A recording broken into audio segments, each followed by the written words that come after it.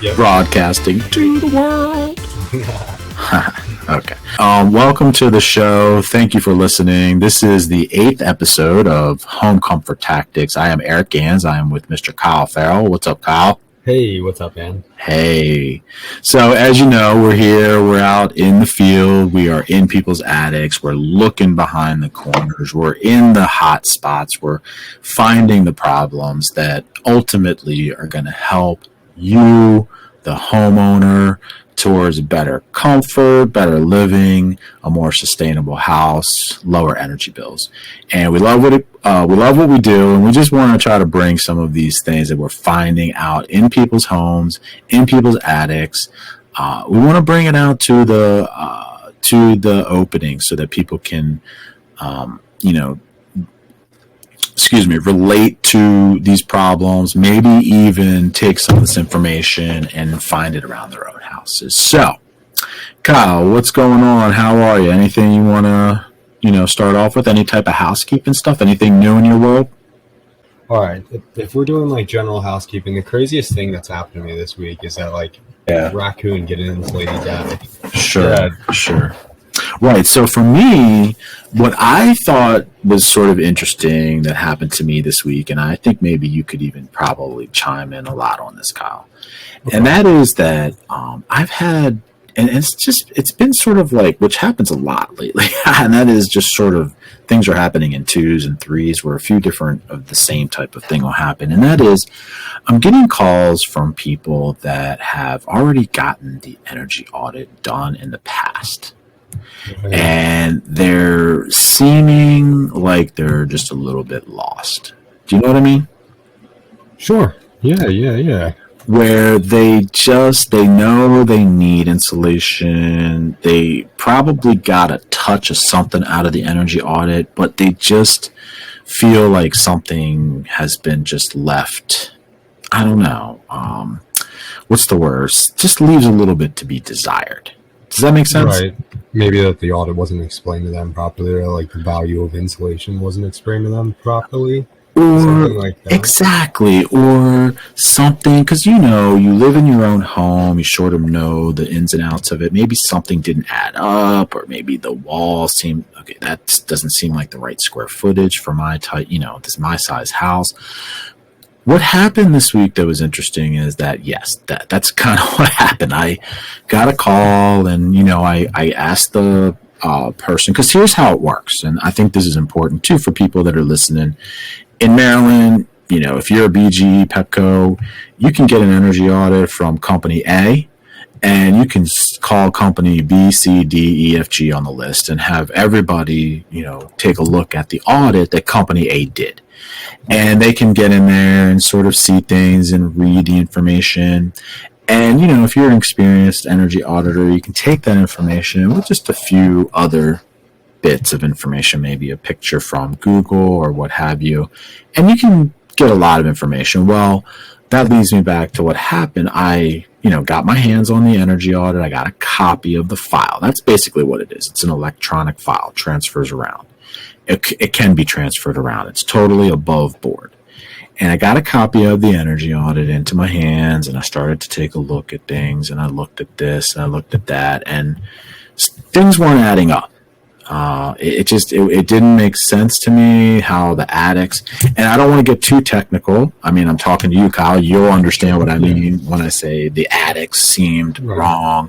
But what I'm really saying in lay terms is that the total square footage and the way that the attics were set up in the audit didn't make sense to what I was seeing in the photographs. It was pretty much that simple.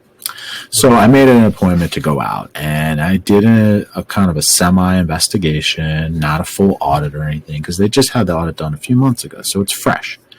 Right. And I didn't need to do another blower door test or anything like that, but we just walked around the house, and I took some measurements, and I got all my ducks in a row, and I came back, and I sat down in my office, and I started to put all the information in. And just from a conversation with the homeowner, and, looking at how it was done before, I was able to determine that, the way the homeowner wanted to insulate, the rebate went from $4,000 to 7,500. Actually, to 7,700. It got maxed out. Nice. Good. Yes, because the audit was done incorrectly. So I think the takeaway for people here is it's a hard one. Right. Because, one of the first things I learned when I got, into this is that, a lot of the homeowner does not really understand, what we're doing. And I wouldn't have understood either if I had it before I learned all this stuff. So you have to put a little bit of trust into your auditor. No, that's cool. So was this house all electric or what? Yes, it's an all electric house. Nice. Yes, nice. All electric. Yeah. Encapsulation? Did you recommend encapsulation? Well, yeah, that's kind of the thing. I mean, he wanted that. And he wanted that, and the whole duct system in the audit that I looked at was completely modeled wrong. It was modeled as inside there were huge rebates to be gained from doing it slightly differently. So the whole scenario changed, and I think it changed his perspective. But he was interested in that. He just had a lot of questions about it, and we were talking about the benefits and the pros and the cons. Right. So that was a good one. Yeah. I just did an audit for a woman in the Baltimore area that was similar, but her concern was the roof and knowing if it's leaking or not. And then, well, what did you tell her? Well, because that's a common question I get. I would say every 3 years, if you get a roof inspection, you're fine. She just got her roof replaced less than a year ago with architectural shingles. Yeah. They don't come off. I mean, maybe every once in a while, if they're old, they're pushing past the point. They need to be replaced 25 years from the time that they were installed. Right. Maybe. Well, they have that double patch of tar strip middle and then all the way at the bottom. They just don't come up. Right. So let me sorry, dude. Let me add to that, because there is a nugget to be had here with this too, because I used to do roofing. Right. And the thing that I learned in several ways, one, from going to different training courses. Now, I say I did roofing. I wasn't on the roof, but I was managing roofing projects. I understood how a roof system goes from the top to the bottom, or from the bottom to the top. Right. Here's the thing. Shingles are designed for water to roll down. Right. You're not going to get leaks in your shingles unless there's ice damming.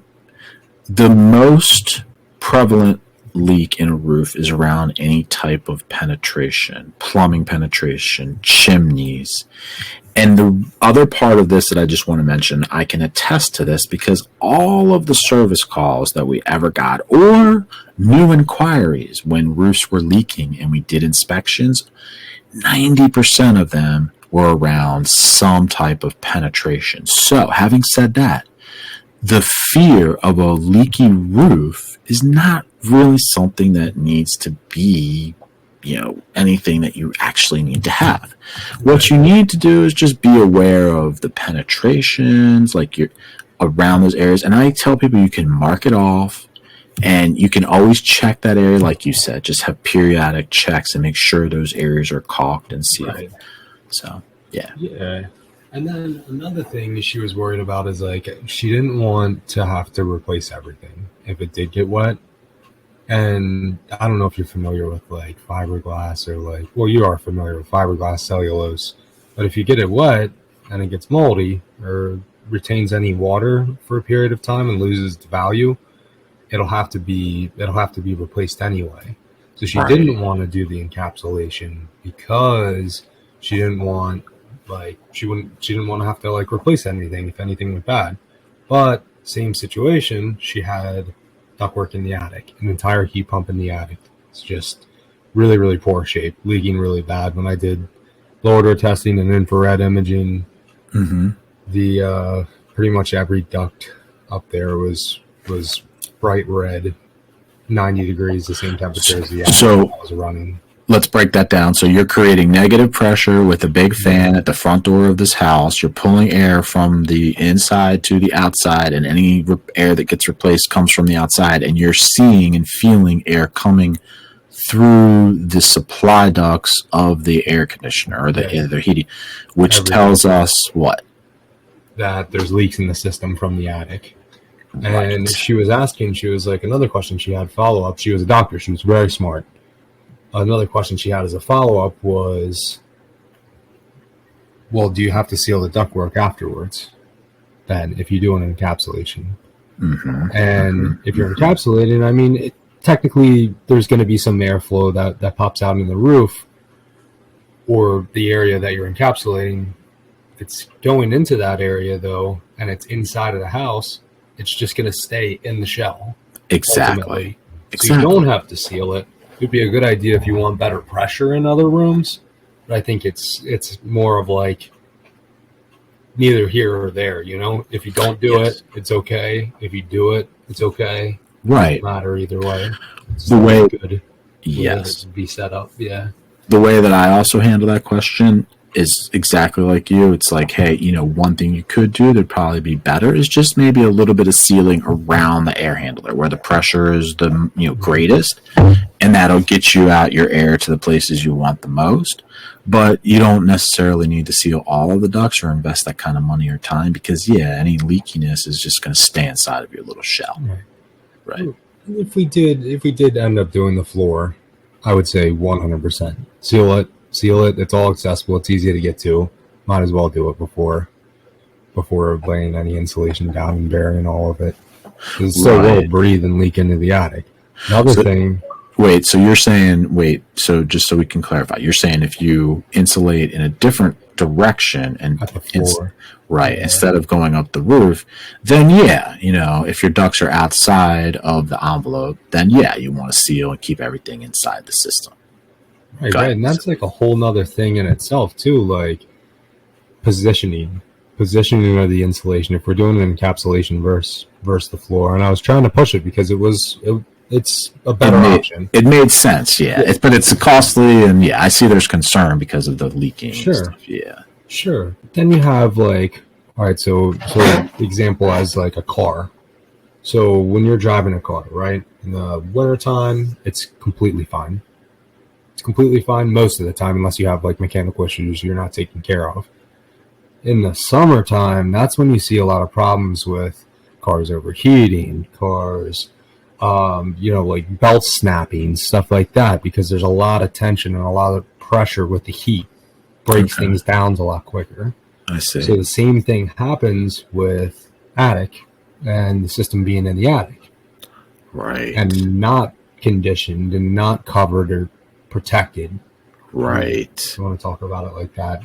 It's so in other words, for the system's longevity if it's protected. Right. Which is actually a really good point because I didn't even